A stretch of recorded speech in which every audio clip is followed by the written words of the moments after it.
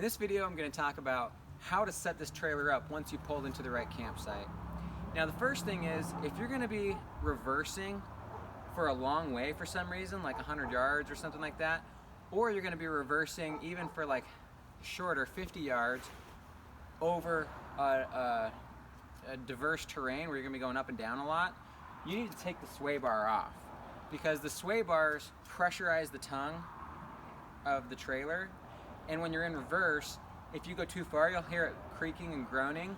When you're going forward, it'll creak and groan, and that's just fine. But when in reverse, it can actually bend and warp the tongue of the trailer. So make sure that if you're going to be backing up, reversing for a while, or over rugged terrain, you release all that pressure by pulling off the sway bars before you do the reversing. Once you're pulled into the site and you're ready to back in, you're going to want to make sure that while the vehicle is still connected to your trailer, you get the trailer level from side to side. And you're going to use these resources to do that. Not so much those, but the trailer can drive right up onto these, and you got two levels, a lower level or a higher level. So you can put those underneath the wheels on one side, and that'll give you up to like 3 or 4 inches to balance out one side over the other. And if you need less than that, or for whatever other reason, we have a bunch of these little blocks that you can pull the trailer tires onto. Once you've got it level side to side, then you're going to unhook the trailer. You're going to put that down, you're going to unhook it, and then you're going to use the tongue jack to level it. We've installed a nice level right here, so you can tell when it's level bumper to bumper. Okay, this is the long ways when it's level this way. Sideways, you're just going to have to eyeball it by opening the front door and looking in at the floor and seeing, does that look and feel level.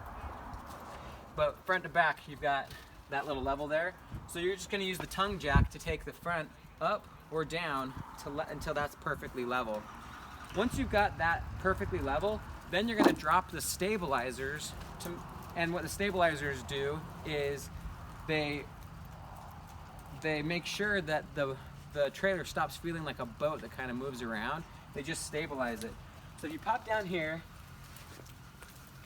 you can see that there's stabilizers on this side, and there's a button right here that you can extend them or retract them. So the way you do is you extend these stabilizers. Sometimes it gets a little bit stuck, you just kind of pop it down. And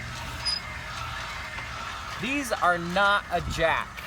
If you actually use these to try to raise the trailer up, it will damage the motor and they'll stop working. So what you want to do is get them right down to the ground. Now if you need to, if it's really far distance from the ground because the top's really high or something, you can put one of those blocks underneath it. Right there is where you stop. So let me show you. As soon as they're both touching the ground, you stop. That's balanced out, that's all you need. And then you go do the same thing in the rear. And these, like that, can blow, right, if they're extended too far? No, these don't blow if they're extended too far, but you don't want them to extend too far because they won't provide as much stability. So if they have a long way to go to the ground, like I said, just take some of the wood blocks and put them under there. Make sure that they're stable and they're going to rest on it stably, and that'll make it so that they don't have to go so far down.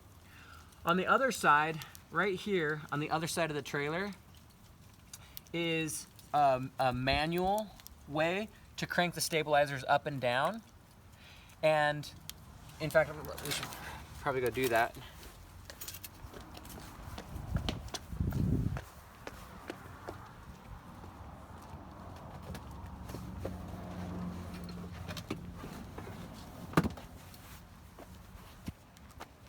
If you run out of battery, you hook this guy up right here, and you can crank the stabilizers up manually up and down. It's really nice to have the electronic stabilizers. It saves a lot of time and energy. Okay.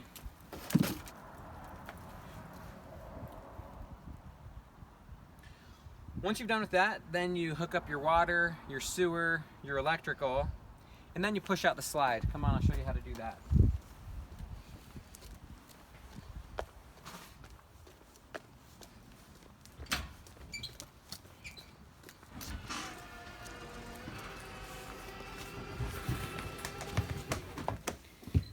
So the slide was already out. I just pulled it in a little bit so you can hear.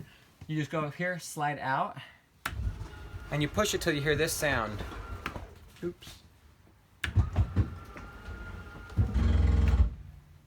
What that sound is this just the engine continuing to try to spin out on the beams that hold the slide out. It's not going to damage your engine by hearing that bump, bump, bump, bump. That's just how you know that it's all the way out.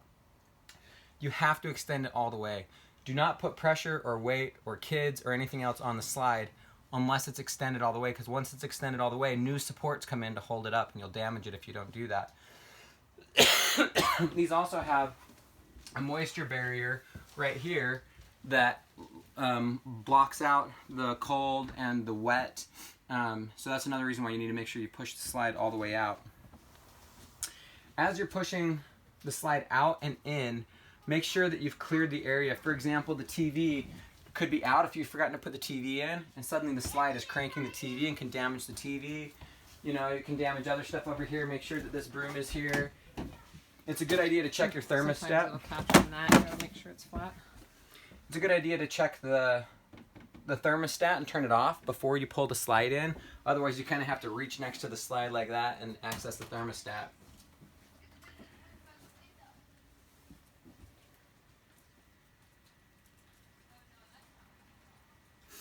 The awning button is here. The awning's currently damaged, so I can't show you this. But you just push the awning out. There's fabric around the bar, and you keep pushing until you can tell that there's no more fabric to unwind on the awning. Don't keep going after that, or else it can damage the awning. And then the last thing you want to do when you're setting up is confirm that the fridge is turned to auto so that it stops running on liquid propane and starts running on electricity. And that's it for setting up.